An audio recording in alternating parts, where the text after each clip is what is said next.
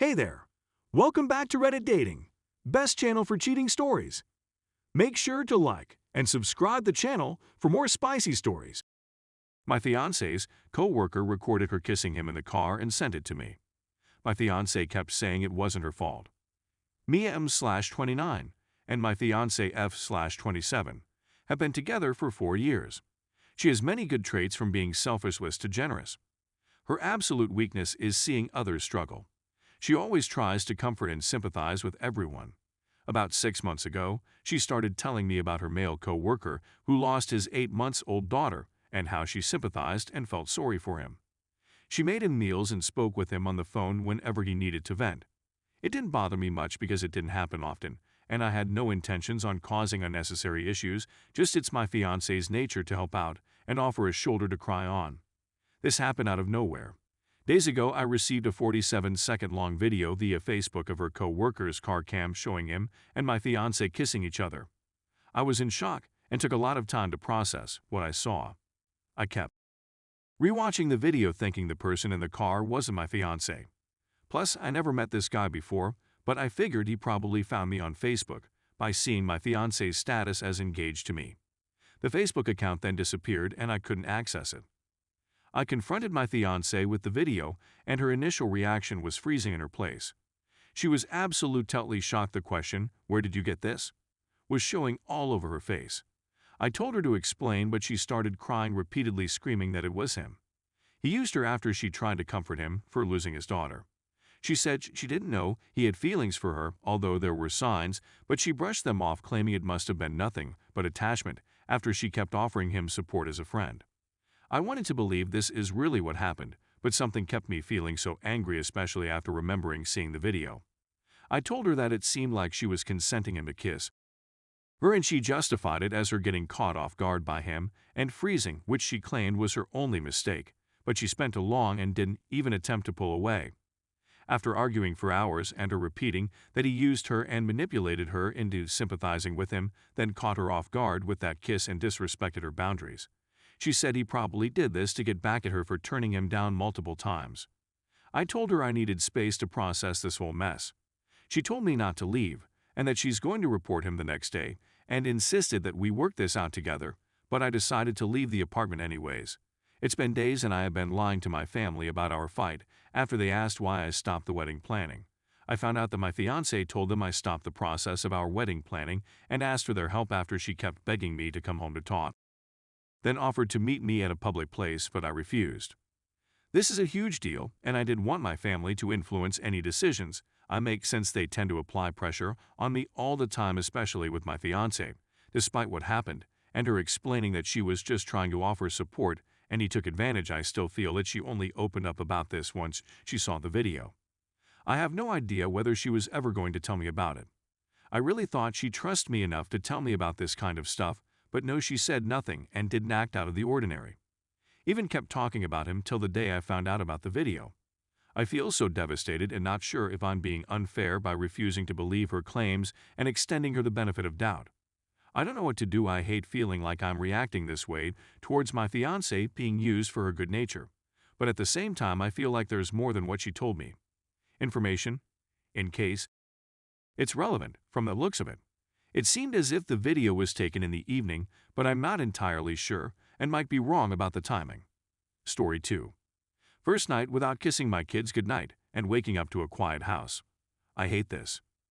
My children are now living with my wife's mother for a few nights as a result of a major event.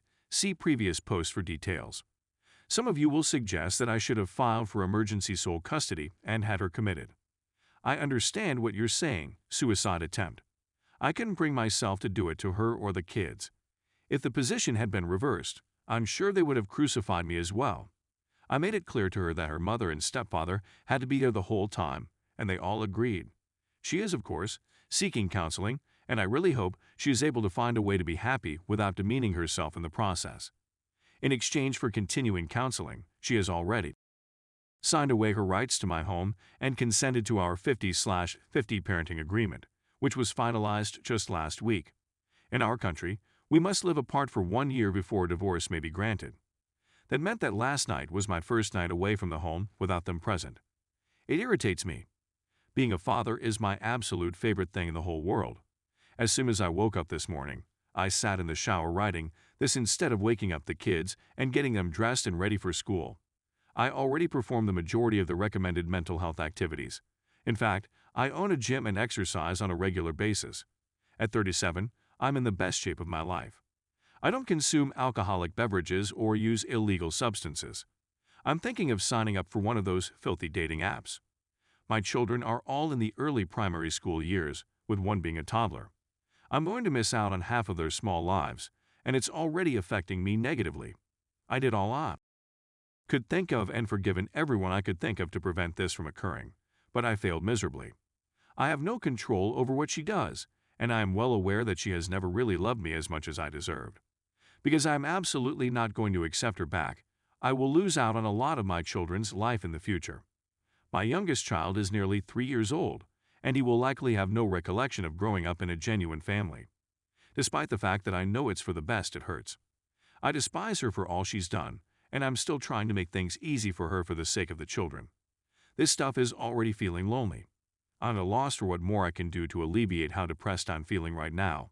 I had a dream, and now that dream is no longer a part of me. I recall hearing someone say. Story 3. Needing a safe space to vent and seek reassurance. Greetings to everyone. Since finding out, I've been loitering about at 29 degrees Fahrenheit for the last several days. I've been working up the nerve to write since, no matter how many supporting people I have in my life. No one seems to comprehend what I'm going through. On Saturday, I discovered that my fiancé and partner of 6 years, now ex-32M, was messaging another lady. Due to the fact that he unintentionally contacted me instead of her in October, I had my doubts for a few months. I know these messages weren't intended for me since they were overtly in nature, and we never spoke in this manner over text messaging. He conned me into thinking that the messages were intended for me, and I became paranoid and very anxious as a result of his deception.